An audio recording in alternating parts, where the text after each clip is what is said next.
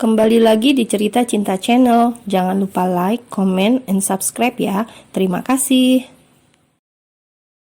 Mas, bangun! Sayup-sayup awan dapat mendengar suara lembut yang membangunkannya. Pria itu menggeliat pelan dalam balutan selimut, lalu kemudian perlahan membuka mata. Sosok yang terbalut pakaian serba putih dalam pencahayaan kamar temaram berhasil mengejutkannya. "Ah!" teriak Awan, langsung bangkit dan bersandar di tempat tidur. Ia menatap sosok yang berdiri di hadapannya yang ternyata adalah Pelangi. Awan bernafas lega. Ia baru ingat sedang menginap di rumah sang mertua. "Maaf, aku terkejut. Aku pikir hantu.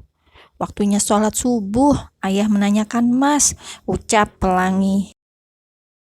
Awan mengusap wajahnya kasar, padahal matanya masih sangat mengantuk, tetapi harus terbangun untuk menjalankan ibadah subuh bersama, yang mana adalah kebiasaan di rumah mertuanya. "Iya, aku akan bangun." Seperti semalam, untuk kedua kalinya, Awan sholat berjamaah dengan Zidan sebagai imam. Lagi-lagi sang adik ipar menyelamatkan harga dirinya di hadapan mertua karena ayah Ahmad sempat memintanya menjadi imam. "Makan yang banyak, Nak Awan. Maaf, makanannya sederhana," ucap Ibu Humairah. Awan melahap menu sarapan dengan nikmat. Suasana hangat di rumah itu membuat selera makannya meningkat. "Enak, Bu. Itu Pelangi yang masak." Awan melirik Pelangi dengan seulas senyum tipis. Masakan Pelangi diakuinya memang selalu enak. Selepas sarapan, Awan kembali ke kamar. Ia harus segera mandi dan berangkat ke kantor. Untungnya tak perlu kembali ke rumah untuk berganti pakaian, karena dirinya selalu menyediakan pakaian ganti di mobil. "Pelangi!" panggil Awan dari arah kamar mandi. Pelangi yang sedang menyapu di ruang tamu langsung masuk ketika mendengar panggilan suaminya. "Ada apa, Mas?" tanyanya sambil berdiri memegang sapu di depan pintu kamar mandi. "Aku lupa bawa handuk, bisa tolong ambilkan?"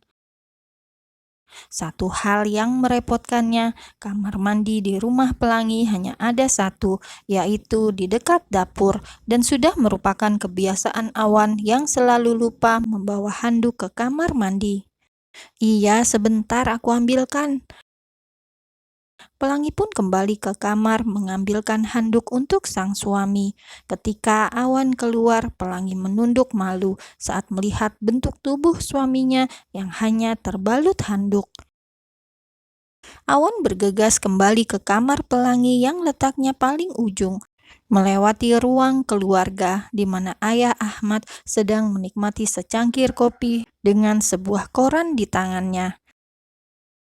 Sontak pria paruh baya itu terkejut melihat punggung sang menantu yang dipenuhi dengan tato.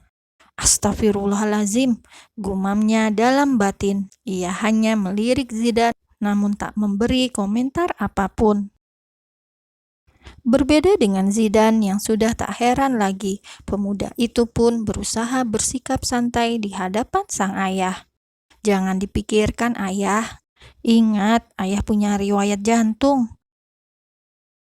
Zidan yang tadinya ingin mengadukan kondisi rumah tangga kakaknya mengurungkan niatnya, mengingat sang ayah yang memiliki riwayat jantung.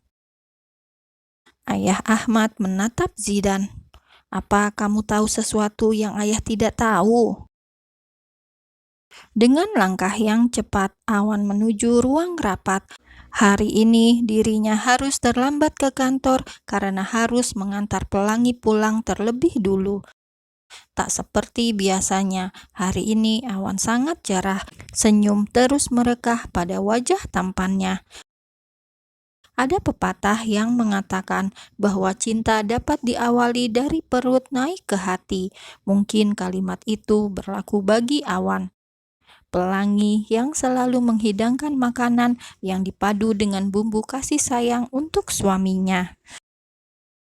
Setiap makanan yang dibuat pelangi membuatnya jatuh hati. Awanlah yang mengawali segalanya dengan penolakan. Pria itu juga yang dengan tidak tahu malunya mematahkan ucapannya sendiri.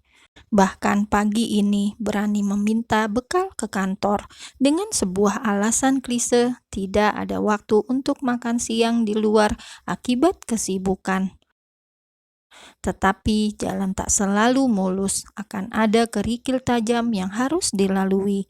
Kini Awan harus berusaha memperbaiki kesalahannya dan membuktikan keseriusannya. "Selamat pagi, maaf saya agak terlambat," ucapnya ketika memasuki ruangan rapat. "Tidak apa-apa Pak Awan, rapat juga baru mau dimulai," sahut salah seorang pria. Semua anggota rapat sudah hadir, termasuk beberapa wakil dari PT Inco yang salah satunya adalah Priska. Seperti biasa, Priska tampil dengan pakaian ketat dan juga mini skirt. Sikap tak peduli Awan membuat Priska bertanya-tanya dalam hati. Bahkan saat Priska mendekatinya, Awan dengan segera menjauh. Ia hanya melirik sekilas dengan sikap acuh tak acuh. Apa karena kebiasaan melihat pelangi yang memakai pakaian tertutup? Sekarang gua kok jadi risih lihat perempuan pakai baju terbuka. "Hai Awan," Priska menerbitkan senyum terbaiknya, kemudian mengulurkan tangan untuk menjabat. "Ditusukkan besi ke kepalamu lebih baik daripada menyentuh perempuan yang bukan mahrammu." Pesan pelangi malam itu membekas di benak Awan. Akhirnya Awan pun memilih mengat dua tangan di depan dada sebagai bentuk salam agar tak bersentuhan dengan Priska. Priska tergugu merasakan perubahan besar dalam diri Awan, sangat jauh berubah, bahkan Awan tampak enggan menatap matanya. Di rumah, Zidan menundukkan kepala di hadapan ayah Ahmad. Setelah Awan dan pelangi pergi, ayah kembali menanyakan perihal kecurigaannya. Pelangi yang kemarin pulang ke rumah dan menangis memeluk ayah dan ibu membuat ayah Ahmad sempat curiga. Namun pelangi tak ingin membebani kedua orang tuanya menyembunyikan masalahnya dan beralasan menangis karena merindukan ayah dan ibu. Tentu saja ayah sempat percaya mengingat pelangi sebelumnya tak pernah berpisah dari orang tuanya. Dan kini ia tinggal hanya berdua dengan suaminya yang merupakan seseorang yang baru dikenalnya. "Sekarang beritahu ayah apa yang kamu dan kakakmu sembunyikan. Ayah yakin pelangi tidak baik-baik saja kan?" "Tidak ada yang disembunyikan ayah, Kak Pelangi dan Kak Awan baik-baik saja," Zidan berusaha meyakinkan. "Kamu tidak bohong?" Ayah menatap penuh selidik. Zidan pun mengangguk tanpa berani menatap mata ayahnya. Tentunya ayah Ahmad sangat mengenal karakter kedua anaknya. "Jujurlah nak, walaupun itu mungkin menyakitkan. Hukum berbohong dalam agama kita adalah dosa besar dan merupakan tanda orang munafik. Kamu tahu itu kan?" "Iya ayah," jawabnya dengan ragu. "Terus kenapa kamu masih berbohong?" Zidan semakin tertunduk, bibirnya terkatup rapat. Entah akan seperti apa reaksi ayah Ahmad jika mengetahui seperti apa suami yang dipilihkan untuk putrinya. "Beritahu ayah apa yang terjadi kepada kakakmu." Zidan menatap ayah Ahmad dan ibu Humairah. "Tapi sebelum aku jawab, apa boleh aku tanya sesuatu?" "Boleh nak. Apa berdosa seorang saudara menceritakan aib saudaranya sendiri?" Ayah Ahmad mengusap rambut putranya. "Zidan, membuka aib orang lain memang berdosa, tapi untuk itu ada pengecualian." Zidan memberanikan diri menatap ayahnya. "Pengecualian seperti apa?" "Yang pertama, saat orang itu ada di hadapan majelis hakim dalam persidangan, maka saksi boleh membuka aib terdakwa.